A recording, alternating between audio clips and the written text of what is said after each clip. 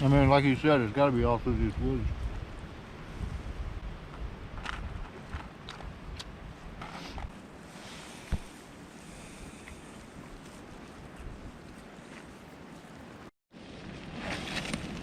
So right over here, it does look like the trail goes up to the top of that hill.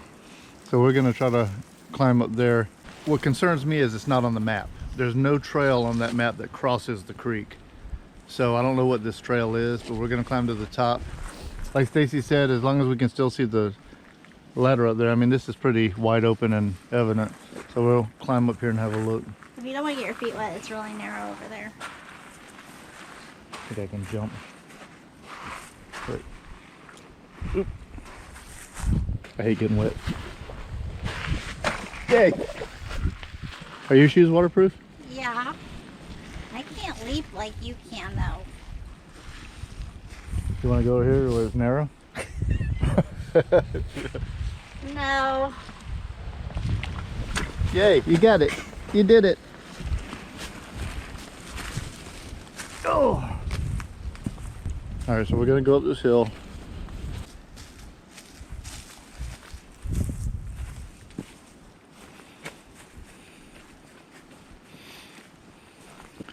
It's a fallen tree that Stacey was talking about. What's going on? I reached a goal on my watch.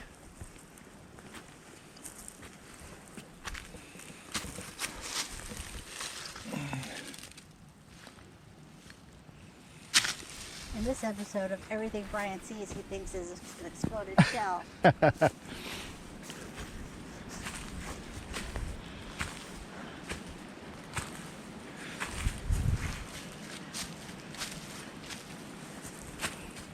Come on, run, we gotta kill Yankees.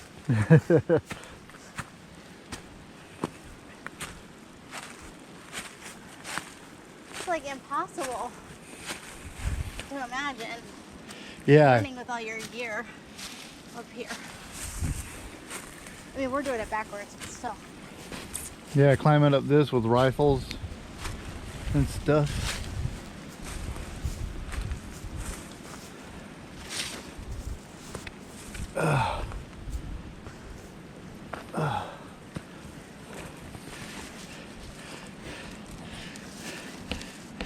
Come on, we got to engage the enemy. I think I'm gonna tumble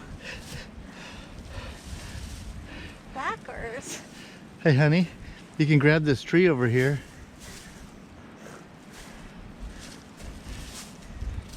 There you go. Yeah. Like, it's steep. It is steep. And which is really, give me your hand. And ladies and gentlemen, this is kind of the point of this hike, to show you what it's like coming down through here and knowing what they were up against.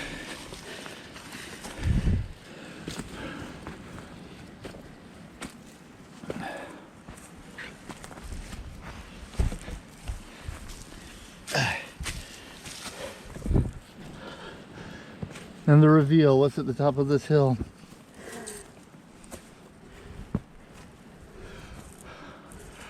Wow, a marker.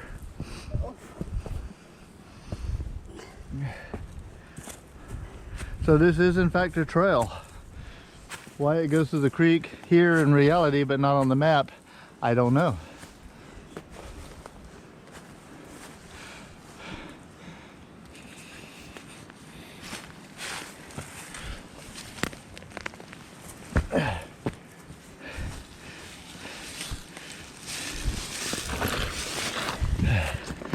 All right.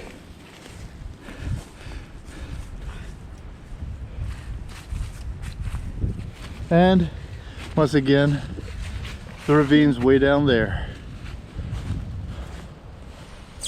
And what is this marker? Jackson's 3rd Brigade. Marker 407.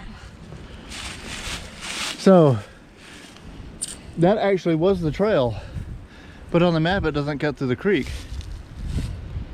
Because 407 was the next one that we were going to be at.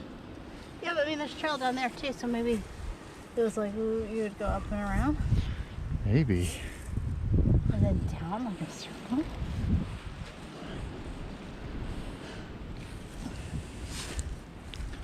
But I mean,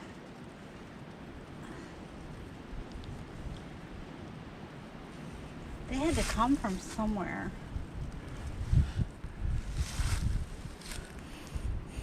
They came through like that area. Somewhere in that broad.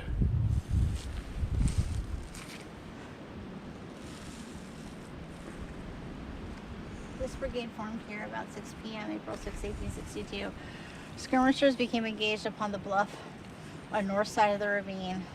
The brigade retired at 6:30. So that's quite a distance. Yeah. They made it pretty far. They made it further than anybody else.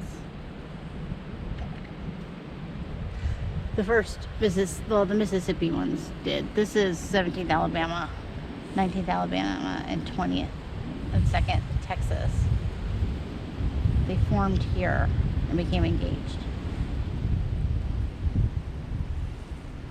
This was a different group of guys, I guess.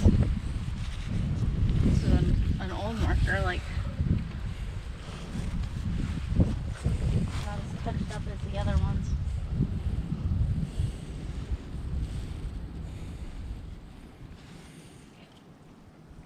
You see that map? So this is marker 407.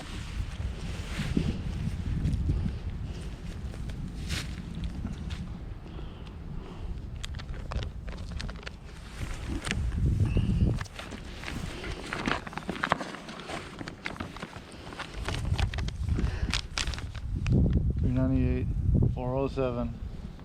According to this, we came through the creek to get here. So this is showing creek here, but it must be that creek goes that way too, because we came across here. Mm-hmm. And that goes straight out to the road.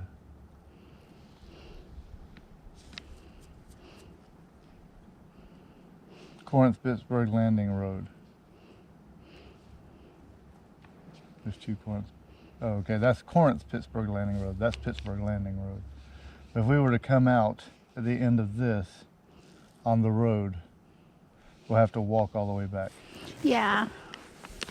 And that's a service road, right? I think so. So what do you want? Yeah, let's do that. Let's finish the trail and walk on the service road back. All right, so it looks like all we have to do is go straight that way. Let's see what kind of surprises they might have for us on the map. On the bright side, we haven't seen any snakes, and our snake gators have not needed to be tested. Yeah, or bad briars. I tripped on some bad briars yesterday when we were on a guided hike with a guide. Like, took us all through the woods. Oh, sorry, there's not a trail here for this part. And it's like, very well marked.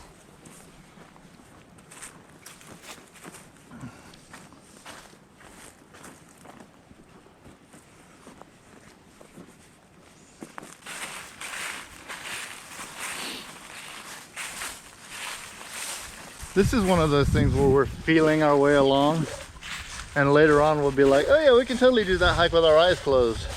It's like, Yeah. later on we'll be like a lot more comfortable with it. But yeah, this is a lot farther than these woods than I ever thought I would be going on purpose.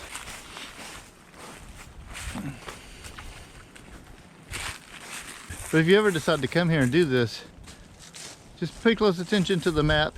The trail is, as you can see here, pretty well marked. Yeah, this is the map. They sell it in the gift shop. Worth every penny. Yeah, you can totally do this. Depending on how hardy you are.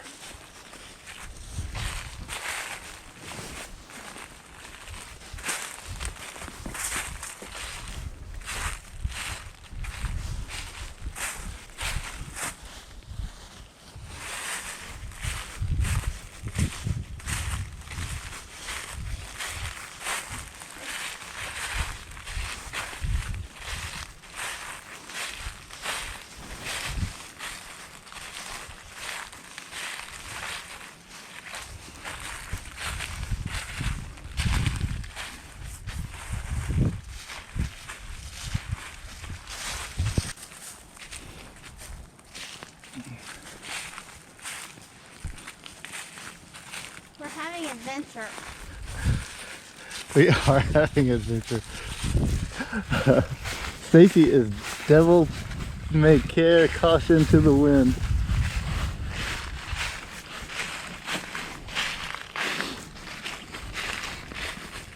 I wanted to do this hike so bad, and now we're doing it. We are doing it, and we have achieved our goals. We found Chalmers' thing. We hiked the ravine. Yeah, on our own.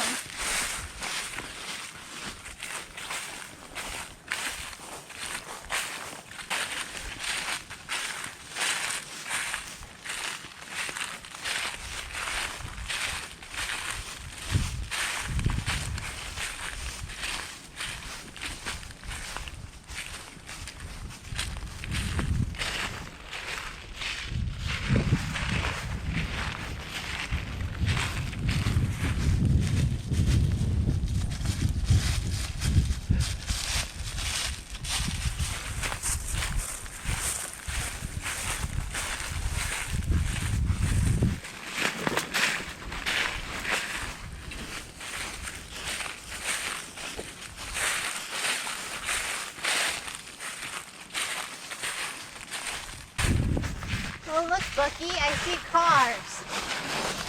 I too saw a car, and my countenance raised tenfold because I am so happy.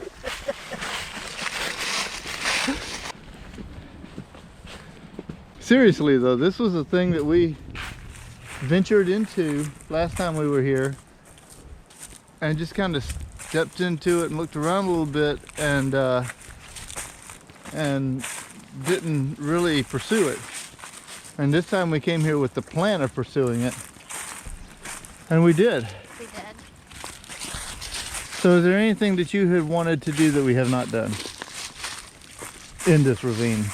No, this was it. This was good. There's, I would like to maybe, after we go back to the visitor center, maybe walk down by the river and look at the cannons, and then you can see the Union positions of the artillery. Okay. On the ravine, on the Dill Branch Creek.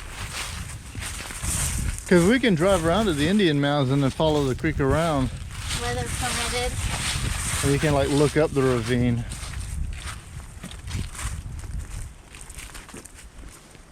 But we're so cool walking around with our snake gator.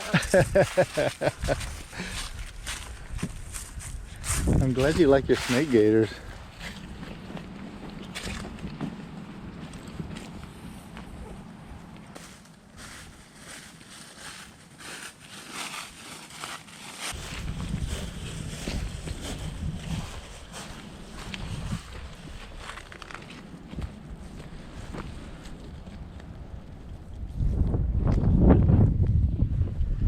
Now we just have to follow this road back to the visitor center. We're at the Corinth-Pittsburgh Landing Road. So we came out of the woods over there. So if you wanted to do this the proper way, I think you would start here. I wonder if you could just park on the side there, and like and you would use this Corinth-Pittsburgh Landing Road as your compass, right? Your grounding area, your reference point, and the trail is just down there. Yeah, right down there.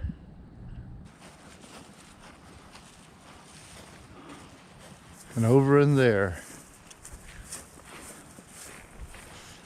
A mysterious world of trails and creeks, exploded artillery, and solitude. We didn't see another soul back in there, and have never seen another soul back in there. So if you want a solitary hike, that's the way to go. Just be careful, because like the lady in the visitor center said, you can get lost back there if you're not careful.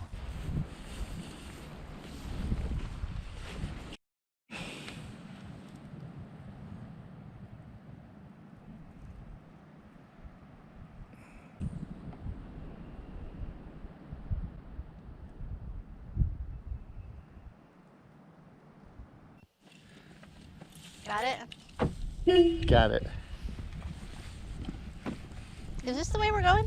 This is the way we're going. So this part of the video, we will show the direction the Confederates came from when they were trying to cross Dill's Branch to attack Grant's last line. Now, we weren't entirely sure which direction they came from, but we found it on the map. It shows an almost straight line across the way to Chalmers' marker. So we're hoping to find the marker that starts all that. Borrow pits. This look familiar? This is the Indian mounds we checked out before. And today we're going to one of the Indian mounds. The others are way over there. The big pit and the big mound and the river and all that's over that way. We are going to this mound, and this is the one that some soldiers were buried on top of when they were killed during the war, during the battle, and they were later moved to the National Cemetery. But we are going to see if we can get behind this mound. All right, so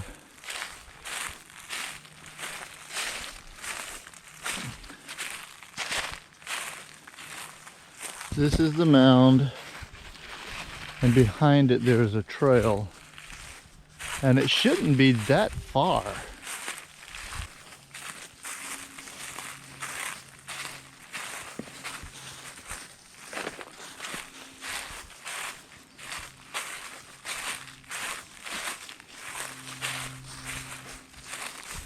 I see something back here.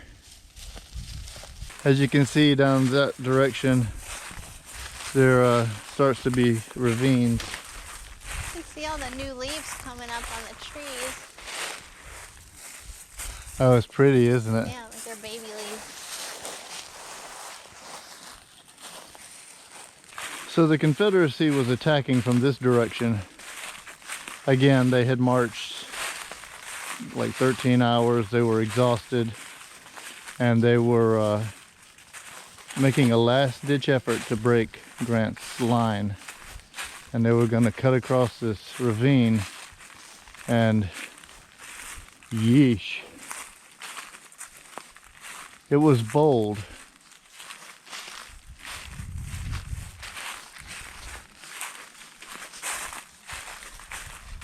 Can't discount their bravery.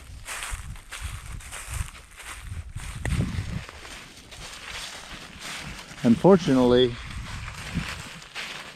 they got to the edge of the ravine where they were going to cross, but they realized that they had to leave their artillery behind.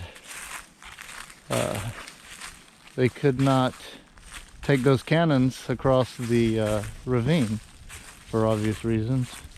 And I believe we have just found the marker.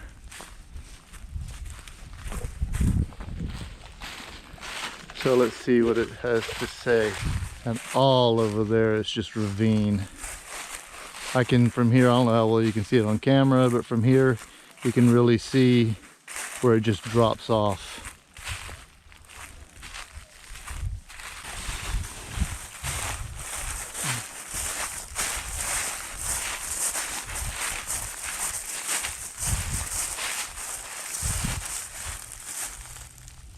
Yeah, so obviously Gage's Alabama Battery could not go very far into the ravines up and down. So that means that Chalmers troops didn't have the backup of artillery.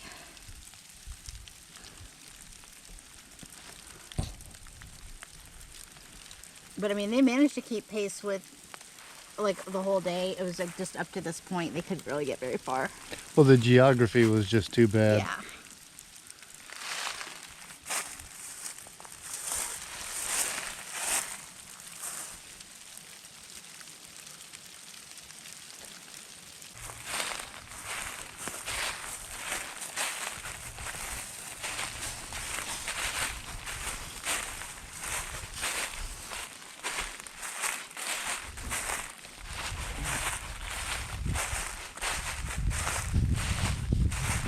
Oh yeah.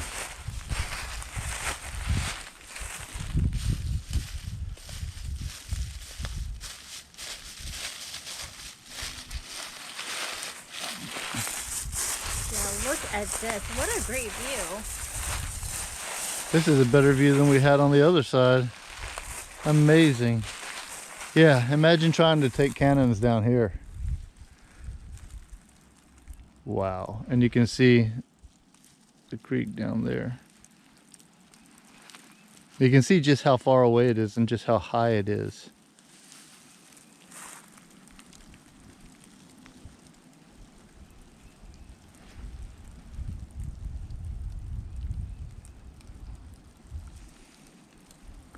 You can see just how thick it is.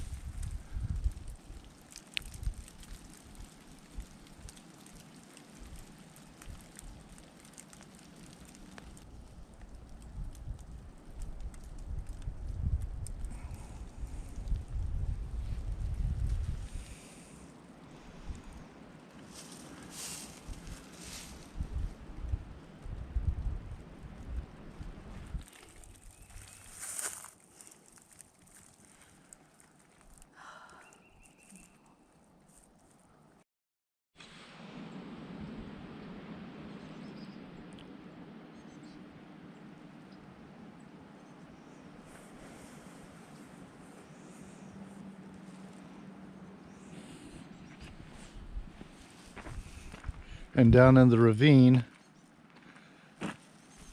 Confederate troops were making their last charge.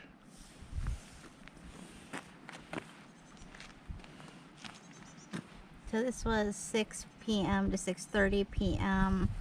on the first day. You can see this map here. You've got the Confederates going towards Dill Branch in these ravines, and you can see there's gunboats here firing on them, and then there's artillery all along. Meanwhile, they're down in there where we were earlier. And their artillery cannot get past this point, which we just saw. And then the skirmishers kind of made it to this point and then couldn't advance. And you can see why. It's just so much firepower. Oh, yeah. Plus exhaustion.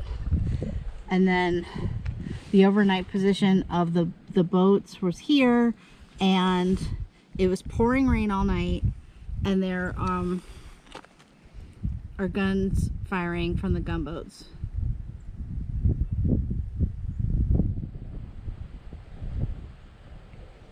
So they're making their way somewhere down over there from where we just left, down through here, trying to get up there. Meanwhile, there are two wooden gunboats out here firing away at the Confederates in the ravine. Yeah, big guns on the boats. There are Union troops waiting up here, possibly firing at them as they're coming down, probably firing at them. Plus you have cannons stationed over here.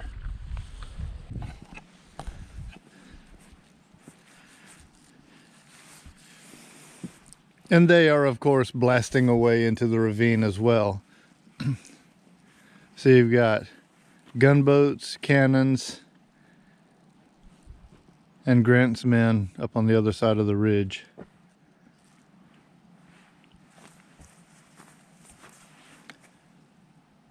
On the 6th day of April, 1862, these gunboats, take two. Oh, this must be the position of the gunboats. Oh, yeah, yeah. So the gunboats were here. Right there, my friends. U.S. Gunboat Tyler, U.S. Gunboat Lexington.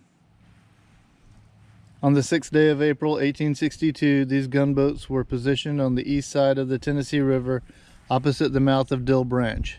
They went into action at about 5 p.m. and were engaged in repelling the last attack made by the Confederates Sunday evening, and continued to throw shells into the supposed camps of the enemy every half hour during the night.